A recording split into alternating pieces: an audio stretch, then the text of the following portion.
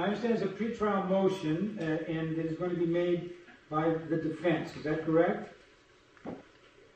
Who would like to speak on the motion? All right. You may address the court from the podium. So you want to exclude some evidence? Exclude the evidence on his other offense. Other offense, all right. Of the impersonation.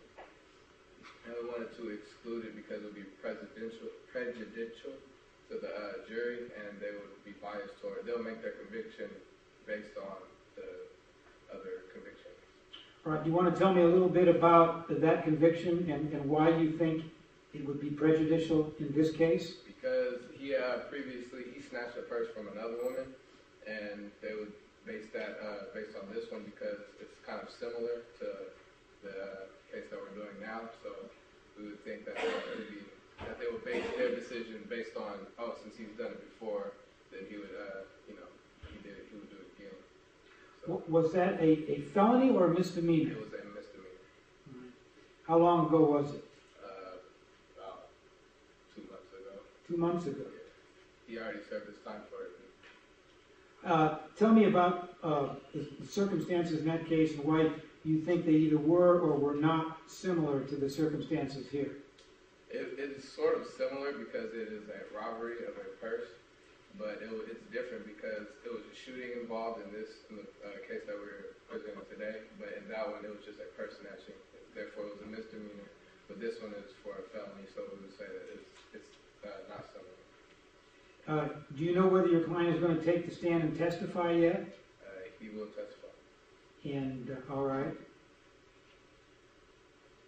All right, is there anything else you'd like to say on the motion? No, yeah. What was your name? My name is Megan McCulloch. McCulloch. Ms. McCulloch. And I'm here to argue against the motion in limine about the prior arrest of the defendant. Sergei Chabortnik, it should be allowed into court. The prior arrest shows modus operandi. The two crimes are so similar in the fact that a young woman, an unassuming female, whose purse was snatched, and in both cases the defendant needed money. The defense may say that the probative value is outweighed by unfair prejudice, but this is not true. Why not? Don't you think that the jury would likely conclude that because he did it before, he likely did it again? Well, the material issue in this case is identification. And we feel that since the modus operandi is so similar in both cases, he must have committed this crime as well. Tell me a little bit about the modus operandi, other than just snatching a purse. There's something about the way he did it that is similar?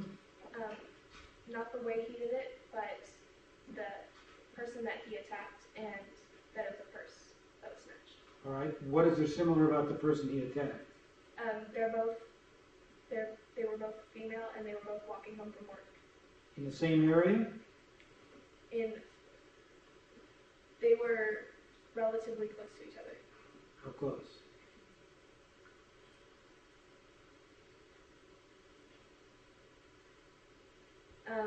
About 4 blocks away from each other.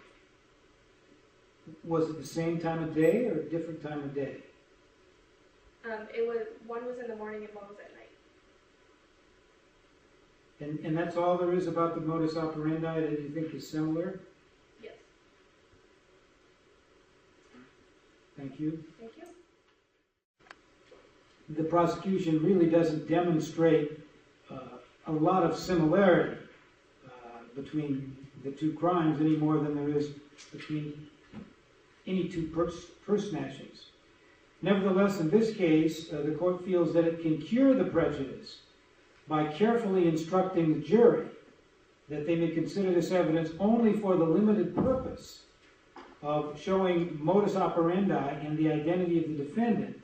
And the court will instruct the jury that they may not consider this evidence as proof of simply because he did it before, he likely did it again.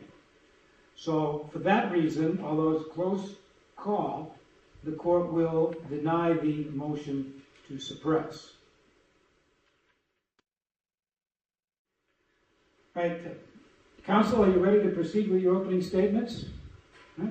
We'll first hear the opening statement on behalf of the prosecution. Good afternoon, ladies and gentlemen of the jury. My name is Corinne Wester, and today we are here to discuss how the victim, Ms. Gail Fitzgerald, was brutally attacked, robbed, and shot. This is a case about desperation, motivation, and identification.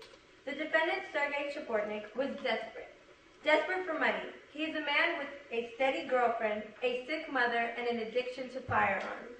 And yet, he cannot get a steady, high-paying job. He is an illegal Russian immigrant, and the only job he can get is manual labor. He was desperate for money, motivated since he had just found out that his mother was in desperate need of an operation. This news understandably shook up the defendant. He had to do something, and he had to do something now. And you will hear the victim testify that after she was viciously and sadistically robbed and shot, she was still able to identify the defendant, Mr. Sergei Chabortnik. Today, evidence will show that Mr. Sergei Chabortnik is an immigrant living here in America from Russia. The evidence will also show that the defendant is currently jobless. Mr. Sergei Chabortnik came from Russia to America with a dream to become a very rich man and to one day hopefully save the life of his mother and send money back to his mother, which is currently sick right now. Sergei Chabortnik has a dream to one day become a U.S. citizen and live in America with his girlfriend. But there is one problem with that. Mr. Sergei Chabortnik is currently jobless. And as you all know, as an immigrant living here in America, when you are jobless, times are hard. You cannot pay for health care. It's hard to pay for living expenses. It's hard to take your date on dates. In this case, you will hear testimony that Mr. Chabortnik was in need of money. There are many reasons of why Mr. Chabortnik will commit this horrific crime. Mr. Chabortnik is very worried about his mother because she's very ill in Russia. He needs money for his mother's operation that she desperately needs to save her life. Next, he's an immigrant from Russia living in America, just barely scraping by, doing minor household work. About a couple of weeks ago, he barely paid his rent and his clients were slow of paying him. So he was very short of money. He is trying to make ends meet in America so he can make America his home. Who wouldn't want America to be their home while living in a town or country that is very poor? Because of these facts, we believe that Chabortnik could have committed this crime against Mr. Fitzgerald because of his dire need of money. Good afternoon, ladies and gentlemen of the jury.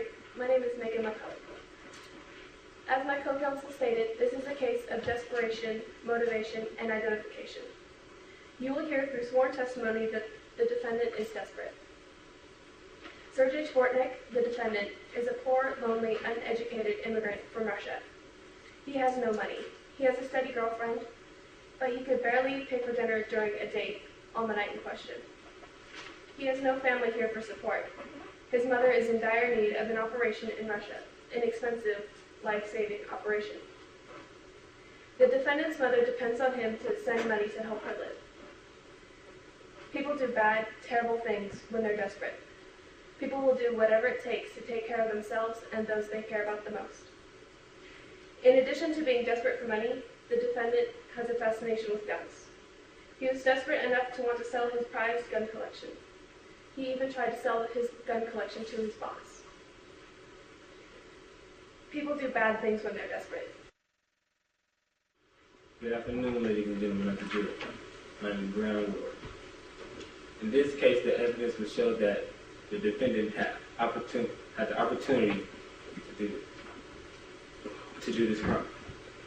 He had the opportunity to save his mom. His mom that need the money for an operation in Russia. He had the opportunity to rob Gail Fitzgerald at her home on the way from a hard day of work. He had the opportunity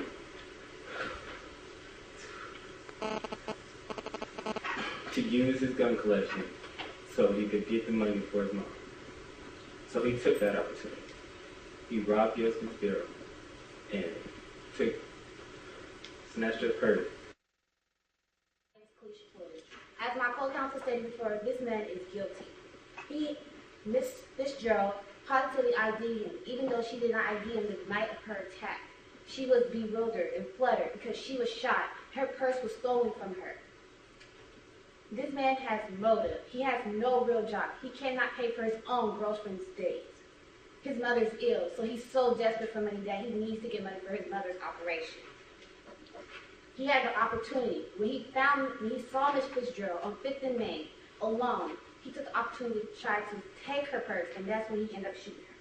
So ladies and gentlemen of the jury, the state asks you to find the defendant, Sergei Chapornik, guilty.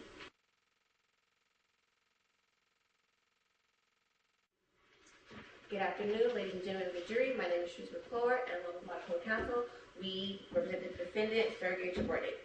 This case is about misidentification.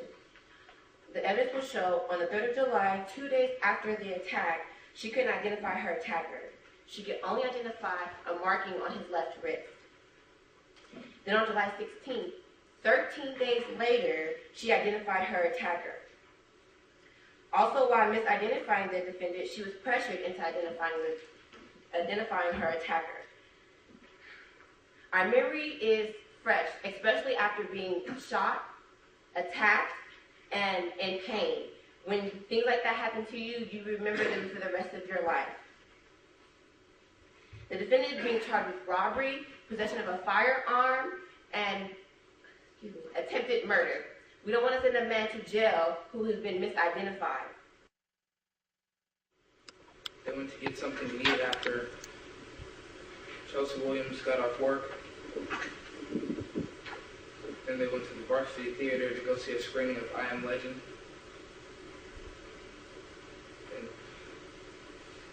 And they went to the movie. After the movie was over, Mr. Sergei Chapornik walked home, and he stayed with her in between the time of 9:30 and 10 o'clock. And Chelsea Williams has good faith. She will not lie during her testimony later in the trial. And there's no reason for her to make anything else during her testimony. My name is Nikita Chappell, and I am in defense of my client, Sergei Chapornik. The evidence will show that Ms. Fitzgerald is easily flustered.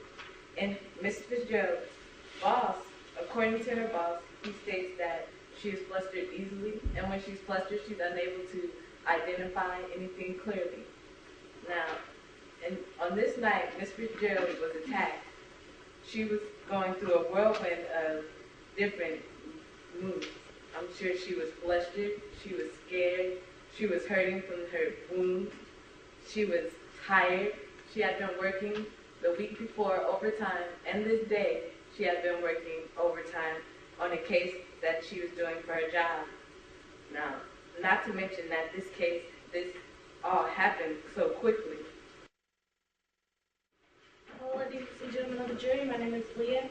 As my co-counsel Nikita had just stated, the credibility of Ms. Fitzgerald is questionable.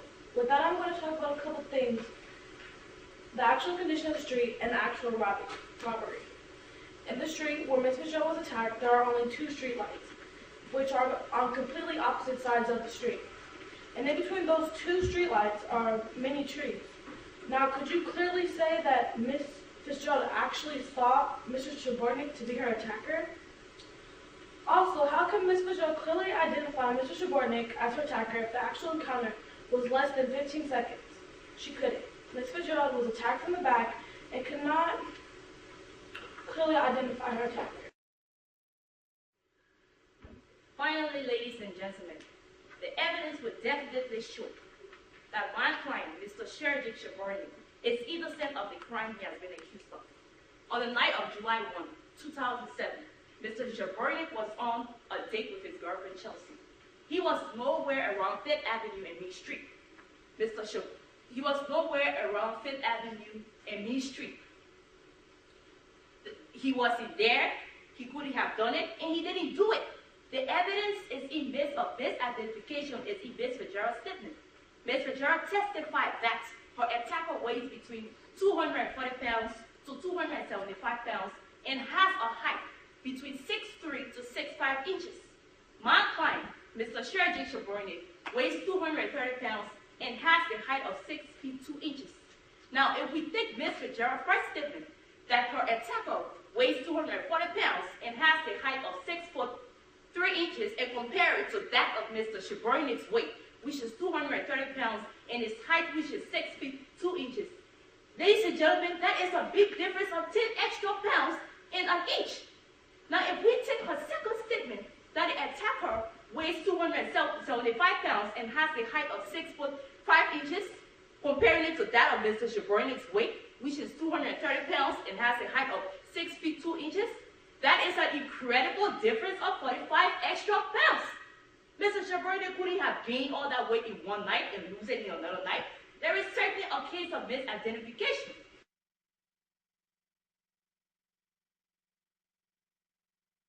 The prosecution first calls Gail Fitzgerald to the stand. Please state your full name and spell your last name for the record. Gail Fitzgerald, Fitzgerald.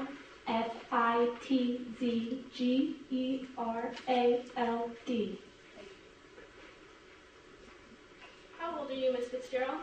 28. And where do you work? I work for Mr. Harry Newmans. He's a personal injury attorney. How long have you worked for him? About a year.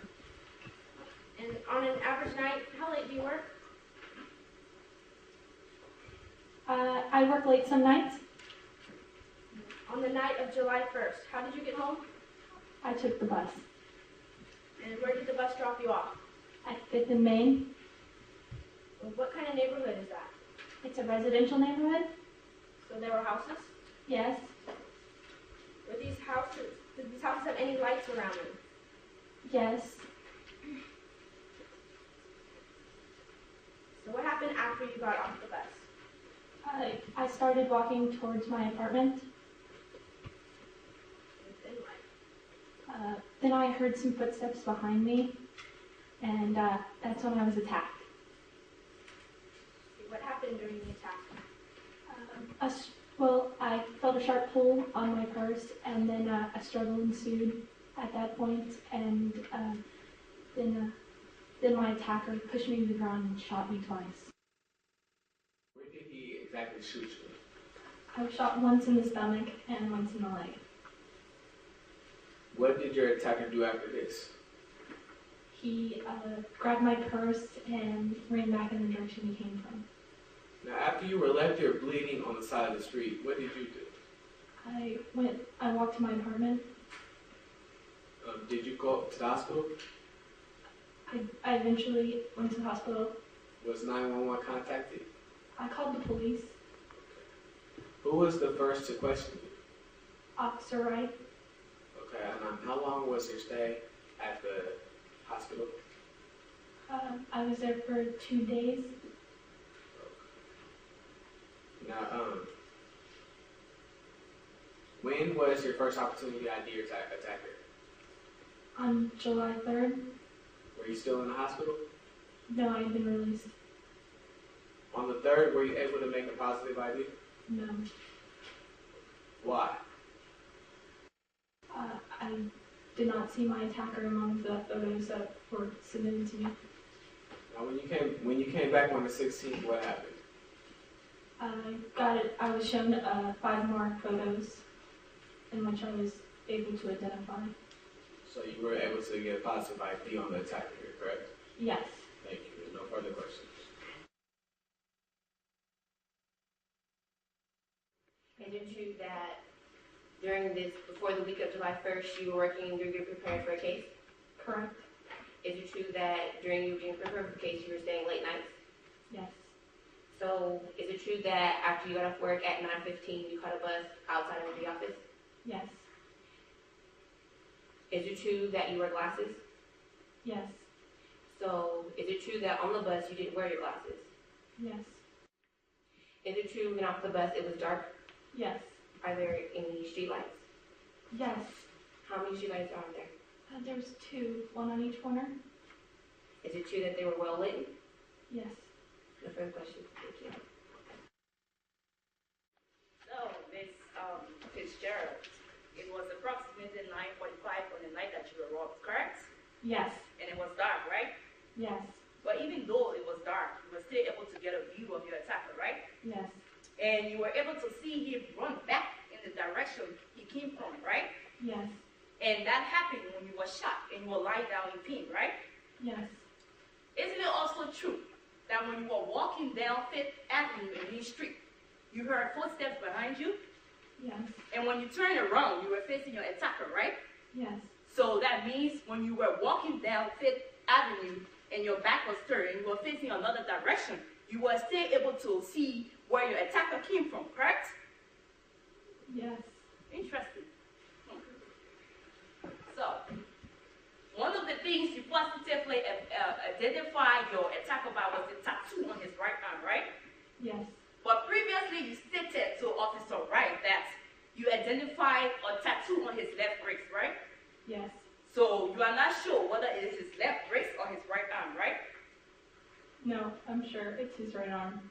But previously you stated that you did see a tattoo on his left wrist, correct? Yes. No further questions, Your Honor.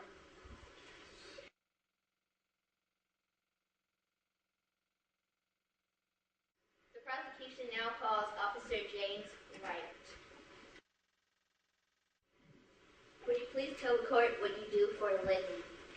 I'm a police officer here in town, and I'm working on becoming a detective. I do some investigative work as well.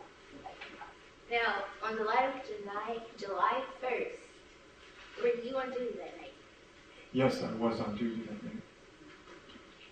How did you find out about the case? Well, I received a call from dispatch. We heard about, they said there was a purse snatching. They also said that there was a shooting of a victim. So I became very concerned. I went to the area on Main Street, and that's where I saw the victim. And I made sure she was okay, and then was able to take a statement from her. What did you see when you arrived at the scene? Well, when I arrived at the scene, I saw Ms. Fitzgerald. She had made it back to her house, so I went into her house. There was a little bit of blood. I talked to her. I made sure that she was okay. I went out to the area just to look and make sure there was no one there around and that the area was safe. Then we called the ambulance, and while the ambulance was coming, I talked to her about what happened, and she gave me a statement. Hi, my name is Jessica Bridget. How did you first come in contact with the defendant? It was when we were at her house, when I came to her house. In your professional opinion as a police department, do you find it odd that Mr. Chabortnik was arrested for the assault and purse snatching of a fellow officer of the law and is now in court for something? Objection to improper opinion. Sustained. Ask a different question, please. Who did you call to verify the defendant's alibi for July 1st? I talked to Chelsea Williams, because the defendant said that he was with his girlfriend on the night of the attack on July 1st. Will you please tell the court what she told you? She said that they went out to dinner, had something to eat, and then they went to a movie. And then he kissed her goodnight at her apartment, and then he walked back to his house.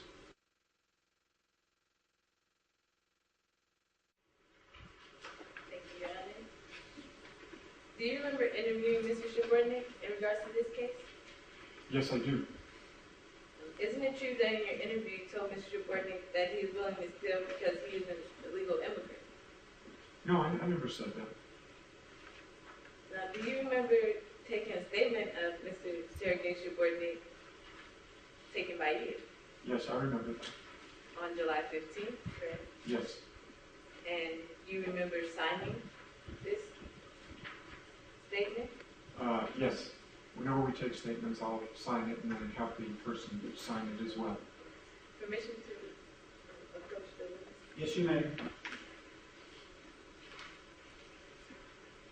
Would you mind reading this question out to the jury for me? Question. You are an illegal immigrant, aren't you? Thank you. You are a police officer, is that correct? Correct. And you work for the Sacramento Police Department? That's correct. Now, dealing with illegal immigrants is a case for the federal court, is that right? Well, usually, but I mean, we run into immigrants as well. Officer Wright, is it true that on July 16, 2007, you showed Ms. Fitzgerald several photographs of purse snatchers in a notebook? Yes, I did. When Ms. Fitzgerald saw the photos, did she choose the picture? Not the first time. No, she didn't. She didn't say that any of those people were her attacker the first time we showed her the mug book. Officer Wright, is it true that Ms. Fitzgerald did not recognize Mr. Shabornik until the third picture lineup? Yes, that's correct. Was the photo of Mr. Shabornik used in the photo lineup the same photo used in the original mugshot books? No, it wasn't. Well, is it possible someone might feel pressured to pick out a subject? No. Officer Wright, did you interrogate my client? I asked him questions, yes. Was my client cooperative? He became angry, but generally I'd say he was cooperative. Were you confrontational during the interrogation? Well, a woman had been attacked and shot, and this person was identified, and so I wanted to find out and get to the bottom of it, and that's my job as a police officer. For the record, in your statement, you said, "Come on, Sergey, you're an illegal immigrant from Russia. You got nothing, so you are willing to steal because you are nothing but a no-good illegal. In more ways than one." Is that correct? I think I said something to that effect, yes. What did you mean by that statement? Well, that I felt that it was clear that he had committed the crime and that justice would be done. And hopefully it will be. Officer Wright, isn't it true when Ms. Fitzgerald made her positive ID of my client, she was not 100% sure that it was him? Well, no person is always 100% sure, but she was pretty sure.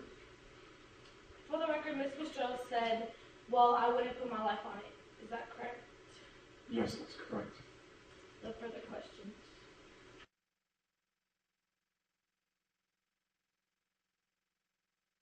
We're about to call Sam Jones. Good afternoon. Could you please say your name? Sam Jones. Where do you live? I live in Elk Grove. Where do you work? I just do work from home mostly. How long have you worked there? Oh, for most of my career for 10. Do you know the defendant in the case, Mr. Shabornik? I do know him. How do you know him? He works for me. He does odd jobs and whatnot. How long have you known him? I've known him for a year and a half, something like that. How much money does he make working for you? Well, he just does odd jobs, just labor around, so he doesn't make that much money. He makes a little over minimum wage, I would say. Has he tried to sell you anything? Yes, he did. He did try to sell me his gun collection. How many did he want to sell you? How much money did he want to sell you guns for? I don't remember the number right now. I just know that he needed money and he wanted to sell me his collection. Does he have any other weapons? I believe he has a collection of knives as well. Did he try to sell you them? Did he try to sell them to you? Not the knives. He tried to sell me his gun collection. Did you buy them? No, I did not. What kind of guns did he have? Rifles or pistols? He just has all types of guns and weapons. It's a hobby of his.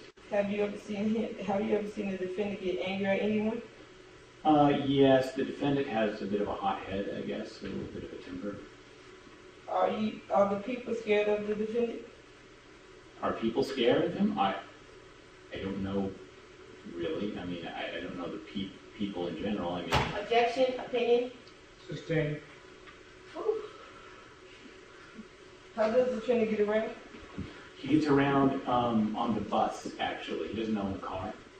Is he familiar with the bus system? Oh, he's very familiar, yeah. He's an expert at it. How has he been doing for the last month? Oh, I think he's been doing fine, I guess. I mean, he's nervous or worried about his mom, but I think other than that, he's doing fine. No further questions. Thank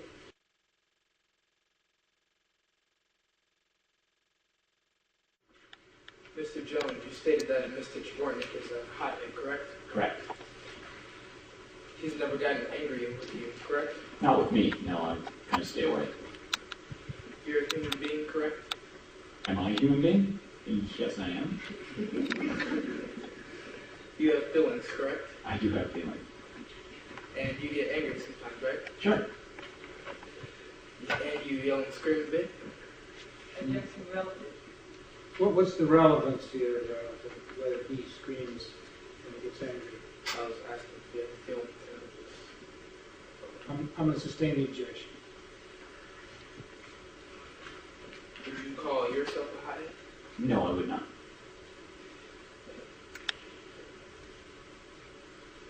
So you'd say there's many different meanings of a hothead, yes? Well, I don't know. The way I mean it, he just gets angry sometimes. So would you say there's something wrong with having a gun collection? No, it's everybody's right as an American to own a gun, and that's a problem. Mr. Jawornik works for you, correct? He does. And you pay him? I do. And do you know if he pays bills? I know that he talks about needing to pay his rent and food and whatnot, so I imagine he does, yeah. He told you he works to be a successful man in America, correct? That's correct. He's got a drive to be, to get the American dream, to succeed here. He told you he wants to be rich? He did. He does want to be rich. So. Is he a hard worker? He's a very hard worker. He's a very good worker. No further questions.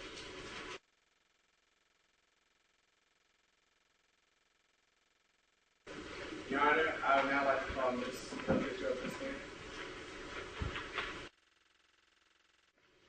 Ms. Fitzgerald, do you wear glasses? Yes. Okay, and at the current time of the attack, were your glasses on? No. Okay, and what kind of glasses are they? They're reading glasses? Okay, so you can see without them. They're just used specifically for reading. Yes. Okay. And so you did not have them on. You had clear sight of the attacker. Yes. Okay. Thank you. No further questions.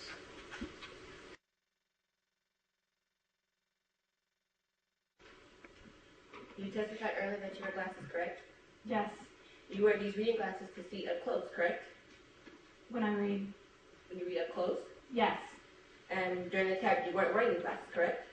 Correct. Thank you.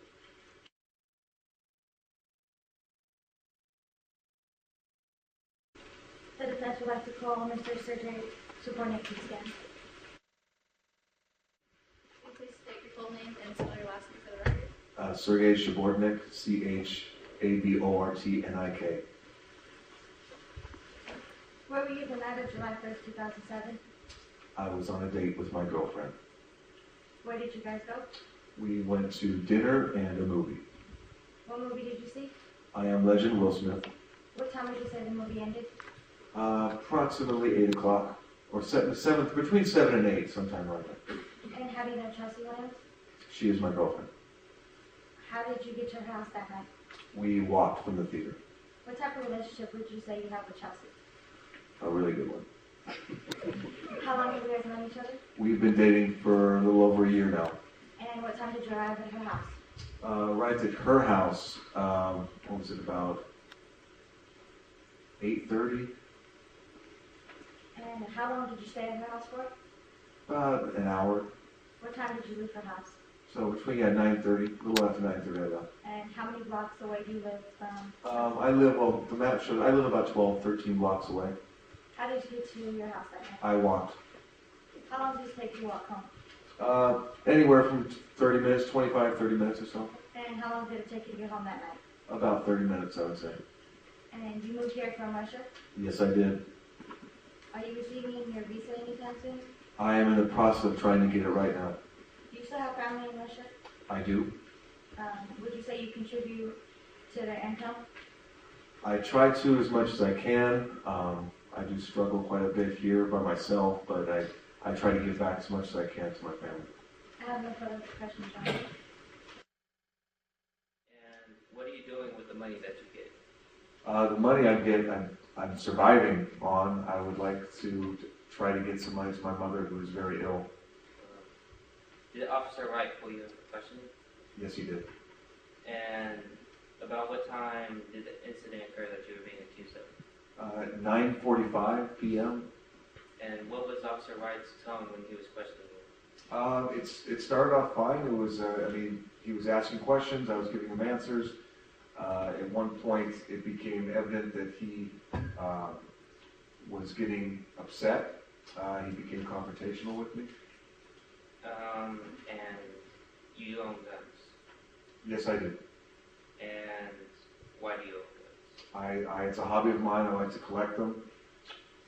And you are trying to sell your collection, correct? Yes, that's right. What will you do with the money that you get from your collection? Well, the collection that I have is enough to where I could really possibly help my mother out, and so my goal is to sell that and to get her the money as soon as possible. This operation that she needs has come to the point where it has to happen soon. And if you shoot your guns, will the price of your collection lower? Yeah, certain guns, when you purchase a brand new gun, once it's fired, of course, the value will drop. And how would you say your life here in America is?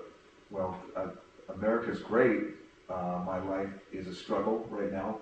It's a struggle worthwhile. I want to be here, and I'm working hard to remain here.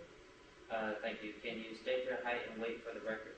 6'2", 230 pounds. Has your appearance changed in the last year? In the last year, no, not that I know of. You have the same haircut? I have kept my hair short since I was about 15 years old. And your goatee? And the goatee as well. As soon as I could grow facial hair, I kept it on there. And have you lost or gained any weight in the last year? Unfortunately, I've not lost any, but no, I have not gained any as well. Do you think that you look the same as you did 1 year ago? Absolutely. Thank you. No more questions.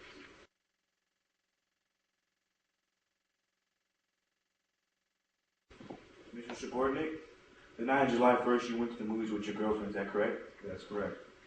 And after the movies, you walked her home, correct? That is correct.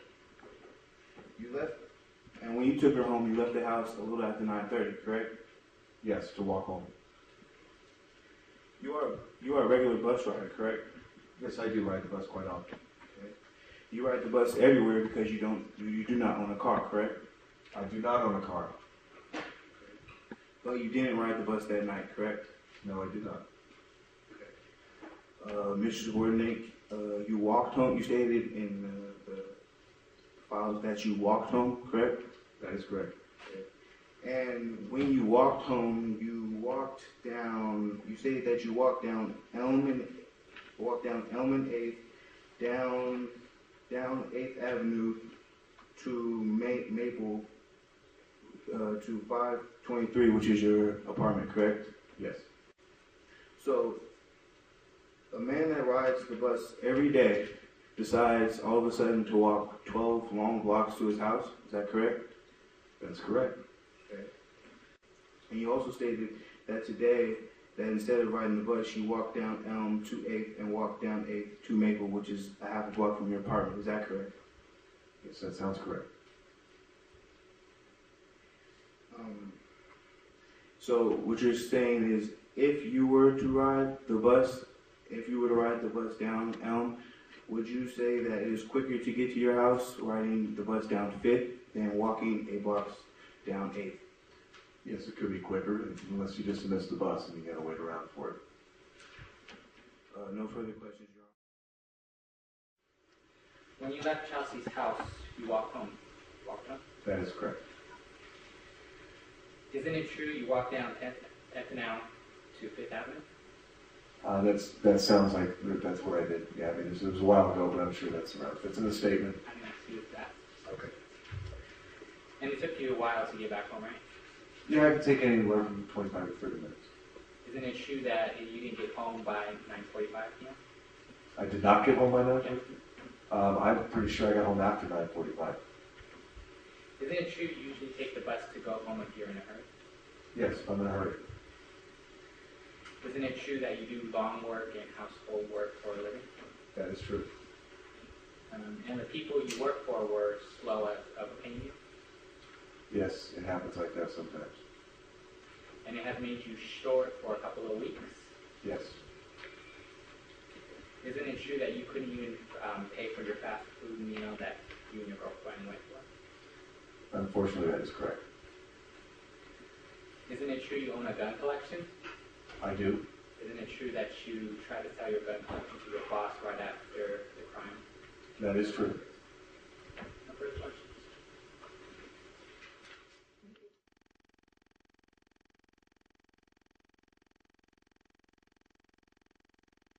And I would like to now call Chelsea Williams to the stand. Sergey's my boyfriend. We've been dating about a year. Okay, and why are you here today? I'm here because Sergey's been falsely accused of snatching someone's purse and shooting him. Okay, and how does Mr. Subordinate treat you? Oh, wonderfully. We have such a solid relationship. He's such a gentleman, always opens doors. He's a really kind, gentle soul. Okay, and how long have you and Mr. Subordinate been dating? For a year now. Okay, and how long before you guys began dating did you know? Oh, well, right when he came to the United States is when we initially met, and then we established a friendship, and then we began dating. Okay, and can you please tell us about any violent behavior that he's displayed towards you or around you? He's never displayed violent behavior towards me. He's, like I said, a very gentle, kind human being. We do obviously get into fights because that's what couples do, but it's nothing been that's overtly violent or anything of that nature. And if you could describe Mr. Subordinate in one word or phrase, what would it be? Gentle. Okay. And would you say that you love Mr. Subordinate? I absolutely love him. He's the love of my life. And what has Mr. Subordinate told you about his previous convictions? I'm aware that he was previously convicted and that he served his time and paid his dues back to society and that he's a changed man from it and he would never do that again. And what did he tell you in regards to the gun collection that he owns? That he does own a gun collection. He has permits for them, so he owns them legally. And he keeps them locked up in his house. And I know he recently tried to sell them because he didn't want them in his home any longer. Miss Williams, what did you do Friday, July 1st? We went on a date after work. And what time did you and Mr. Subordinate meet on that day? I got off work around 5:30, 6-ish, so around that time. And then we went to dinner. So how long did you have to work? I worked a full day that day. What did you do after work? Well, Sergey and I went to dinner at Chipotle, and then we went to a movie. And what did you do after going out to eat? Oh, we went to a movie. And what movie theater did you go to? We went to the Varsity Theater, and we saw that silly guy movie, I'm Legend, or something. What did you do after the movie was over? We went back to my apartment and hung out and talked and what have you. And where did you live? I live on 1013 Elm Street. And how long have you resided there? Oh gosh, for a number of years, probably 4 now, 5. When you and Mr. Shibotnik got back to your house, was there any physical activity between you two? Yeah, you know, what boyfriend and girlfriends do. Around what time did Mr. Shibotnik leave your house that night? He left around between 9:30 and 10 o'clock. Could you please describe what he was wearing that night? He was wearing a black top, light jeans, and black shoes. What is the distance from your house to 406 Main? It's about 11 blocks. How long would you say it takes to get from your house to Sergey's house on foot? At a reasonable pace, it's probably a 15-minute walk. Could you please describe Mr. Shibotnik's mood throughout the date? He was fine. He was just happy to be with me. We were enjoying each other's company. He was happy. Thank you, Your Honor. I have no further questions.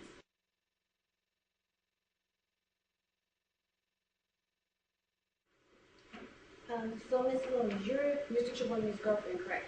Yes, I am. So you guys been dating for a while, correct? For how long? For a while, right? Yes, yes. Okay. How long have you guys been dating? A year. So you love your boyfriend, right? Absolutely. Did you do anything for him? Within reason. So do you know he has been having money problems lately, correct? Yes, he has. Has he asked you for any money? Not recently, but, you know, sometimes he That's does. no question. Has he asked you for any money? Yes, he has. Okay. Did he ever pay you back?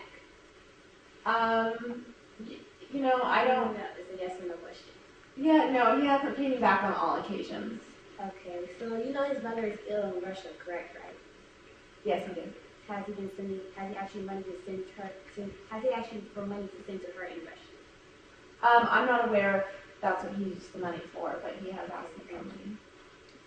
So you know his mother needs an operation, correct? Yes. So when you talk about his gun collection, you said that he has permits for them, correct? Yes. But did you know that if you're a legal immigrant, you cannot own a gun legally? Oh, no, I wasn't aware of that. So his permits are not legal then, correct? No, I guess not. Ms. Williams, Yes. you and the defendant went to the movies, correct? Yes, we did. You went to see Iron Legend, is that correct? Yes, we did. Unfortunately. Shot a 2-hour movie, correct? Yes. After the movies, you went out to eat with the defendant, didn't you? Yes. You paid for the meal, didn't you?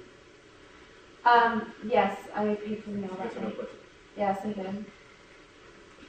You paid for the meal because he doesn't have very much money, right? Well, it was just my turn to pay. Yes or no question? What was the question again? You paid for the meal because he doesn't have very much money, right? That night I did, yes. You and the defendant took the bus back home, didn't you? Yes, we did. Did the defendant have a gun with him? No, he did not. No further question.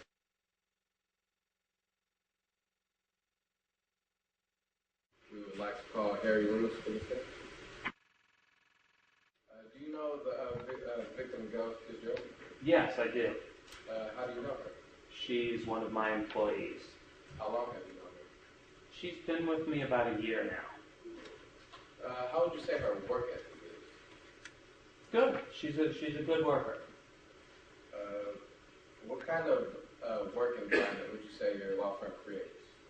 I mean, we're a typical law firm. We have times that get really difficult at the office, but I would say it's a high-paced environment, office environment. So would you say that it is stressful? Absolutely. How do your employees handle stress? Well, typically well, otherwise they wouldn't be working for me very long. How would you say Ms. Fitzgerald handles stress? Pretty well. Again, she's one of our good employees. How many hours a week does Ms. Fitzgerald usually work? Typically 8 or 9. It's a standard work day. About how many hours was she working the week prior to July 1st? Prior to July 1st, we had a very big trial that we had been working on, big case. So the entire office was working overtime. And I'd say we were all putting in between 11 to 13 hours a day. So what time do you think she was getting home these late nights? I was getting home around midnight-ish, so probably the same for her. So let me rephrase. What time do you usually get home on late nights? About midnight. Right. Okay, so at the night of the attack, how do you think she felt since she was getting home pretty late?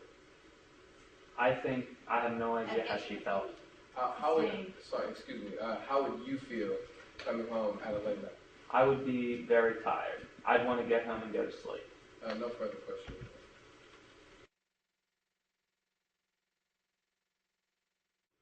Mr. Loomis, do you know whether or not Miss Fitzgerald wears glasses? Yes. Do you know what kind of glasses Miss Fitzgerald wears? No. Do you know whether or not she needs glasses for all aspects of her work? I have no idea. So, Mr. Loomis, do you get excited when you're upset? Depends Objection, on... Your Honor. Relevance. What's relevant? Trying to prove whether or not if you get frustrated at work or not, you can get frustrated in other aspects of your life. But how is it relevant whether this witness gets frustrated or not? Because he had stated in his statement about how she gets unglued. Then how is it relevant whether he gets frustrated? Just to show that humans in general do. That's the same. Mr. Loomis, you've never been robbed, have you, Mr. Loomis? No, I have not, fortunately. So the stress of a robbery is much different from stress of work, correct? I would think so. You're a man, right, Mr. Loomis? Last time I checked, yes. So you don't know what it's like to be a woman, correct? I do not. So you don't know what it's like to be a woman walking alone at night? No. So, Mr. Loomis, would you say that being physically attacked is very different from being at work? Yes. Okay, thank you. No further questions.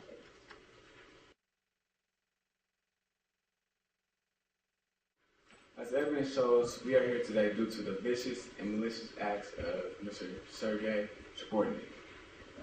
All the elements fit together, aiming at Mr. Chabornik as the perpetrator of the crime. There have been elements such as the positive ID from the victim, Ms. Fitzgerald, the opportunity/history of Mr. Chabornik, and also the motive of Mr. Chabornik. Sounds good to you yet? I would agree. We have had witnesses such as Officer Wright, who has also stated to have had a positive ID on Mr. Chabornik. Mr. Sam Jones, who is Mr. Chabornik's employer, who gave us information about Mr. Chabornik's gun collection, his short-fused temper, and the fact that he is desperate for money to send to his mother in Russia. We have also found out that recently money has been short. This can only add to the disparity for the money. What it all boils down to is desperate times call for desperate measures. The victim here is Gail Fitzgerald, a 28-year-old woman who on July 1st was walking home from work like any other day. At approximately 9:45, she went through an ordeal that nobody should have to go through. Ms. Fitzgerald was robbed and almost killed. Ms. Fitzgerald had got off the bus in a residential area in which houses had plenty of lights on. She then heard footsteps and was violently turned around, which had her facing her attacker, eye to eye. Now it was stated that Ms. Fitzgerald did not have on her reading glasses, and this is true, but these are reading glasses, and Ms. Fitzgerald was not reading her attacker. Her attacker is not 12 font on a piece of paper. After the struggle, she was then thrown down and shot twice. Bleeding, Ms. Fitzgerald made it to her apartment and was then safely taken to the hospital. On July 3rd, only 2 days after the attack, she was given the first chance to ID her attacker. Tired, worn out, and still healing from the bullet wounds, she was unable to make the identification. But also, the picture of Mr. Chabornik was out of date. So when she came back on another day and shown a more recent photo, she made the positive ID of Sergei Chabornik. You heard in the testimony today that Serge had the opportunity to rob and shoot Gail. He left his girlfriend home at 9:30 p.m. He had 15 minutes to walk 11 blocks and to rob and shoot Gail at 9:45. Therefore, Serge had the opportunity to rob and shoot Gail. Thank you. Based on the facts that we've heard, our defendant's motive obviously was to get money. We understand that Mr. Chabornik meant to do good by trying to get money for his mother in Russia, but that's not the point. The point is he went about it the wrong way. Sergei Chabornik is an illegal immigrant. Most immigrants come to the United States with nothing. Sergei Chabornik is in a new country, has a new home, he has a low-paying job. Mr. Chabornik is short on money. He has to make a day-to-day living and pay rent. He also has a steady girlfriend in which he can't support most of the time. No movies, no dinners. But he wants to make it in America. Wants to be rich, wants to be a normal, everyday American. The fastest way to get money is doing what? Sergei Chabornik was arrested for robbery, attempted murder, and possession of an illegal weapon. He was desperate for money so bad that he was willing to rob a young woman walking home from a long day of work. And he even shot her twice, once in the stomach and once in the leg. Which way is quicker? Waiting for a paycheck or taking a few seconds out of your day to steal someone's purse and take their money? Based upon what has been presented today, the evidence supports the credible verdict is guilty. As stated earlier, as an immigrant from Russia, he needs money. He needs money for life in the United States, money for his visa so he can be a citizen, money to save the life of his mother in Russia, who is very ill and needs an operation to survive. So now we've heard all the testimonies and seen evidence. He had the opportunity to make the right decision to get this violent man off the street and away from your families and friends. So when Sergei Chabornik saw Ms. Gail Fitzgerald alone and helpless, he took the opportunity and brutally attacked Ms. Fitzgerald. And when he got a hold of her purse, instead of leaving her, he shot her twice, once in the arm and once in the stomach.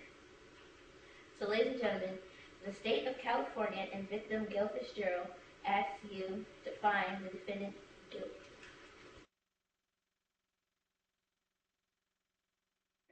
Today you have heard that my client had a previous case in which he did plead guilty to. What is different about this case and this previous case is that Mr. Chabornik has been falsely identified. A weapon was used, and Mr. Chabornik wasn't carrying a gun on him when he was with his girlfriend.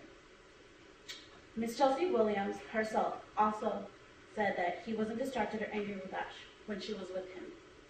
On the night of July 1st, Mr. Chabornik was with his girlfriend. That night they went to the movies. Mr. Chabornik's girlfriend also said that he was calm that night, and the clothing that she described that he was wearing, a dark shirt, light jeans, and dark shoes, wasn't what Ms. Fitzgerald described in her statement. White shirt, dark jeans, and white shoes. Mr. Chabornik is also a family man. He sends money to a sick mother in Russia every month to pay for medical bills. Now, why would Mr. Chabornik risk getting deported back to Russia where he couldn't help his mother? The answer is he wouldn't. Defendant Sergei Chabornik has a rock-solid alibi. He was with his girlfriend from about 6 o'clock to around 9:30. They had been together the whole evening. The couple went out to eat. They went to the movies, and he accompanied her right back to her apartment, where he kept her for a while. Secondly, there's no possible way for Mr. Chabornik to have concealed a weapon on his person throughout the time that they were together from 6 o'clock to around 9:30. Ms. Williams said that they engaged in physical activity, which led her to know whether or not he had a weapon on him. So that gave her the closeness, which she said he did not have. so we are led to believe he did not. He also wore a cotton shirt, and the last point is Mr. Shabortnik did not have enough time to leave Ms. Williams' home, walk back to his home, which I remind you is roughly 12 blocks away, in the matter of 15 minutes, grab a gun and rob and shoot Ms. Fitzgerald, even if he had left at exactly 9:30 on the 2nd. Now, Ms. Fitzgerald could not have identified my client, Mrs. Shabortnik, for the simple fact that she was not wearing her glasses. Even though they were reading glasses, that means she could not see up close. So either way would have been a blur. And if indeed her jacket was in her pickup. Second, Mr. Loomis stated that she gets flustered when excited and becomes unglued. So therefore, and that he being strength or fighting with her attacker, she would have been nervous and would have forgotten everything that would have happened in this split second. And he also stated that she said that she was not sure that it was him because it happened so fast. She stated that she was very sure, not positive, but very sure that that was her attacker. Lastly, the lighting was bad. There were only 2 street lights, one on each corner, and she was in the middle of the block. So therefore, the lighting would have been bad, and if her attacker attacked her and then ran off, she would only have been able to see the back of his head as he ran away. So therefore, there's no way she could have identified Mr. Shabortnik as her attacker. Case about no motive and why my client would not commit these crimes. First, he is helping his dying mother and trying to pay for her surgery. And he moved here to do so because he was not able to do so in Russia. Why would he risk being able to help her even in the slightest to not being able to help her at all? My client Sergei Shabortnik is also about to receive his visa. It is everyone's dream to become an American citizen, and why would he, who is about to receive his visa in a couple months, risk going back to Russia just for a mere $500? He has a very nice and honest girlfriend that he loves, as you have heard from Shabortnik's testimony. He's a hard worker, and even though he is barely getting by, he is happy with his life here in America. Mr. Shabortnik is a very good man, and he is not able to commit these crimes. Now you've heard the facts of this case. Now it's time for you to make a decision based on the testimonies you have just heard tonight. Now you have to remember, it is not up to the defense to prove that Mr. Shabortnik is innocent. It is up to the prosecution to prove that he is guilty beyond any reasonable doubt. Meaning that if you have any reason in your mind to doubt that he is not the one who has committed this crime, you cannot find him guilty. Now remember, he was with his girlfriend Chelsea at the night of the crime. He was with her around 9:30 to 10. Even if he was to leave at around 9:30, it is physically impossible for him to reach Mrs. Fitzgerald's apartment in time to commit the crime. Now, Ms. Shabortnik wasn't even sure on the identification of Ms. Fitzgerald wasn't even sure of the identification on Mr. Shabortnik. At first, she started off saying there was a marking on his left wrist. Then she went on saying that there was a tattoo on his right. She wasn't wearing her glasses that night, and there was poor lighting, which makes it very difficult to see him clearly. Ms. Fitzgerald gets stressed or unglued easily when she becomes excited, and any reasonable person would have to say this is a very stressful moment. So how would she even remember her attacker? Mr. Shabortnik is getting his visa. He's trying to get his visa soon, and he has a sick mother in Russia. So why would he risk everything just for a few $100s? Who would take care of his mother then? And now remember, it is imperative that you remember that the burden of proof is, in fact, lies on the prosecution. So if you have any slightest doubt in your mind that Mr. Shabortnik is not the one, then you cannot convict him of this crime. Now, in the deliberation room, please make sure you make the right decision. We've already, Ms. Fitzgerald has already been robbed once. We do not want to rob her twice of not finding the true culprit. Thank you.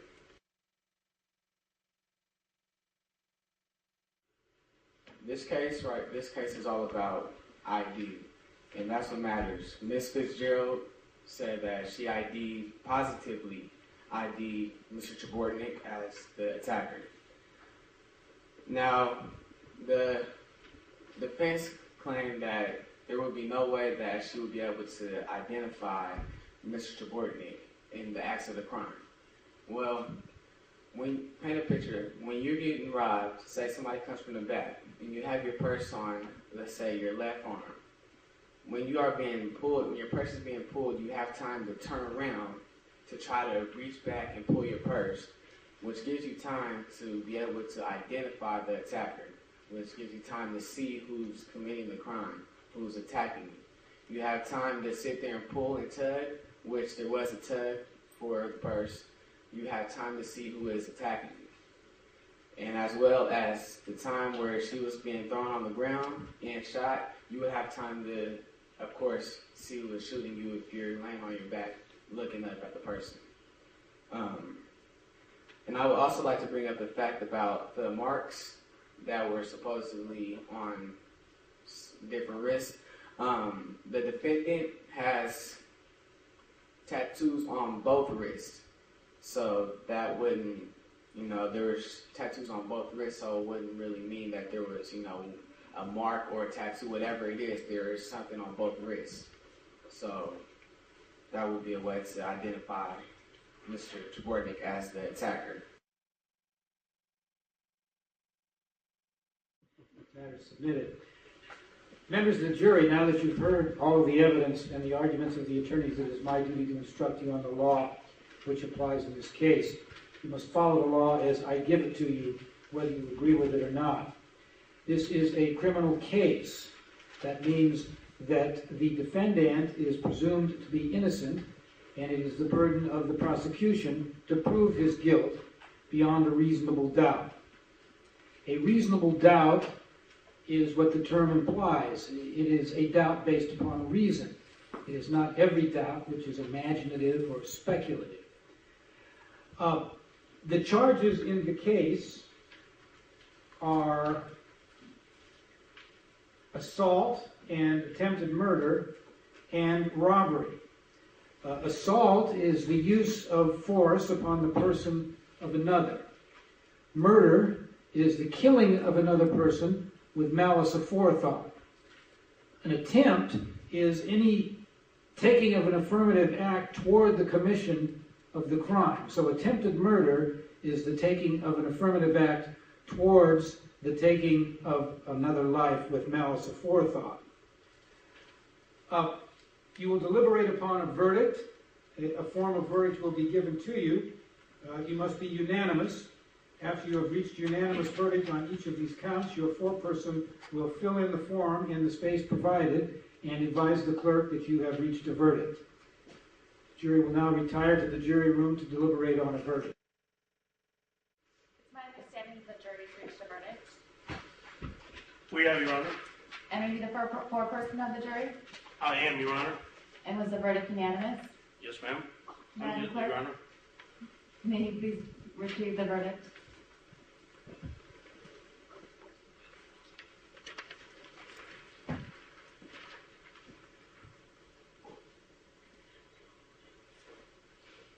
The clerk will now read the verdict.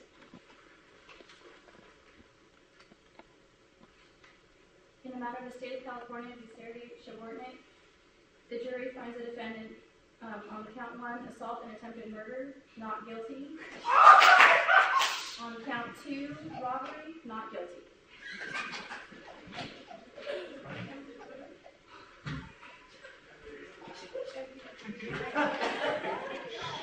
Is that your verdict as the clerk has read? It is, Your Honor. You're free to go.